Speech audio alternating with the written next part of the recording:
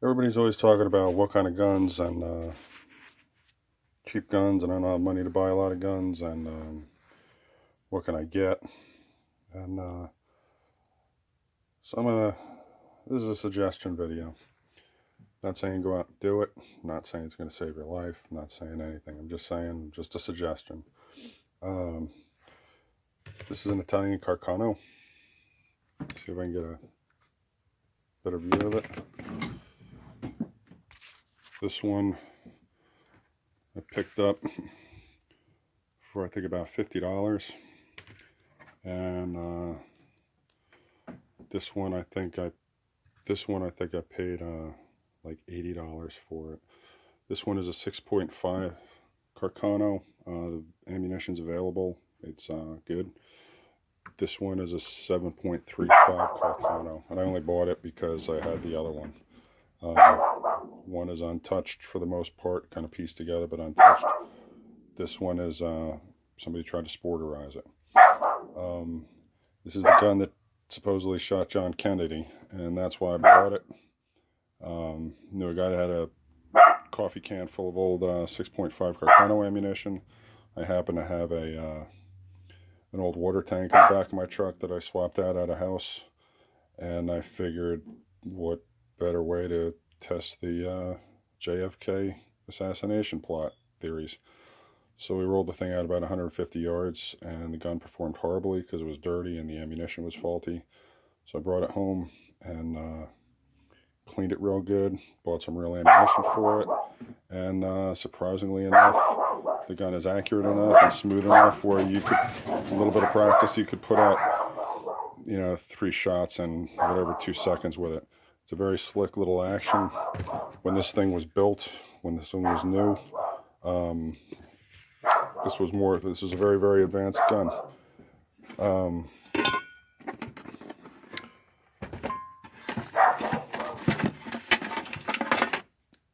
This is the bullets. These are the clips. Didn't think this one out to show you how it goes together, but let me try something. Hold on.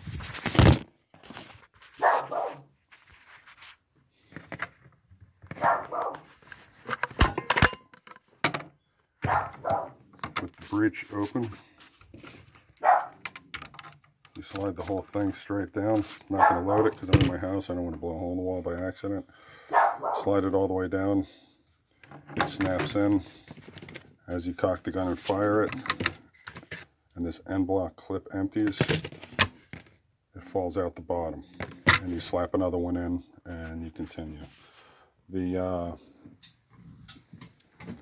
lot of people say they jam, they're crappy, they're not smooth. This gun was designed in 1892, and back then they didn't have synthetic Remington oil or anything like that. They used grease. The tolerances are made for grease, not really thin, light oil. Grease it with grease, and the thing is a slick little bitch. When you get into the ballistics of it, this is where I wanted to bring it up. A lot of people say, well, I got a 30-30. Well, a decent 30-30 is probably going to cost you used around $400. The ammunition I have for that, this is the Lyman's Reload book with a 600 grain, 160 grain bullet. You got a velocity of 1,804 feet per second. You switch it up to a 30-30,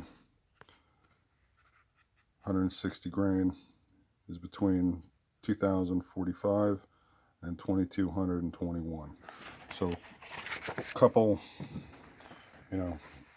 400 feet per second difference. This is designed as a 300 rifle.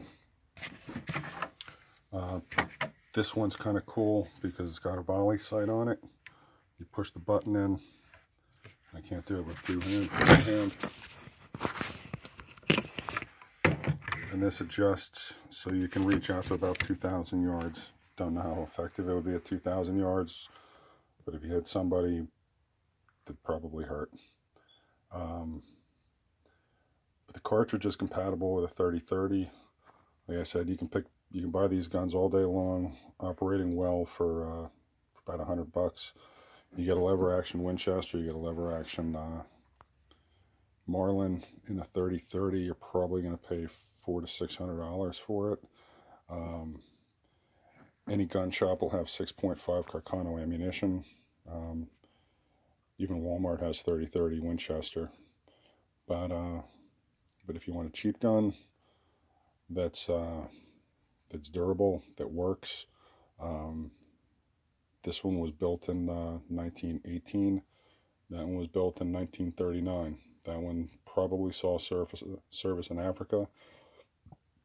I'm sure they both saw service in World War II. Interesting little factoid on these guys is when they started fighting, when Italy switched sides and started fighting north in the Alps, it was a big battle with the Germans that had their Mauser 98s. And the forces were reasonably even. And the Italians with these Carcanos were beating the Germans. So the Germans brought in about 10-to-1 infantry support and finally made it really rough on the Italians and chased them out. And then later on came back and, took the Alps. That was that. But head for head, this gun held up against the Mauser 98 without any real problem. The last, as far as I know, the last time they saw any real service was in the Libyan Civil War. That's still kind of going on right now. So it's not some crappy gun with a short-lived short-lived existence. If I was in a spot where grab something and go, I wouldn't really hesitate about grabbing this because of its design and its age. Unless somebody's just shooting everybody with a gun, they actually stop and talk. This is the most benign thing. For whatever the reason, they got a crappy reputation. A lot of surplus ammo that was around that was cheap years ago was really faulty. So that might be part of it. The commercial ammunition is all right. One of the other things that people kind of knock on these guns is this sight is fixed, but it's fixed at 300 yards out of the factory. So people see a fixed gun and they think of some like an old Stevens, 15 or something, from the turn of the century that, little kids, took pot shots at telephone poles with or something. But it's fixed at 300 yards. And anyway, that's that. I'm thinking about doing some more gun videos because I've got quite a few guns. And there's always somebody asking about what's, I don't have any money, what can I get that works? Like I said, for about $100, it's a solid rifle, and the ammunition is price-wise, it's compatible with a 30-30 or any other modern cartridge. So that's that on the Italian Carcano.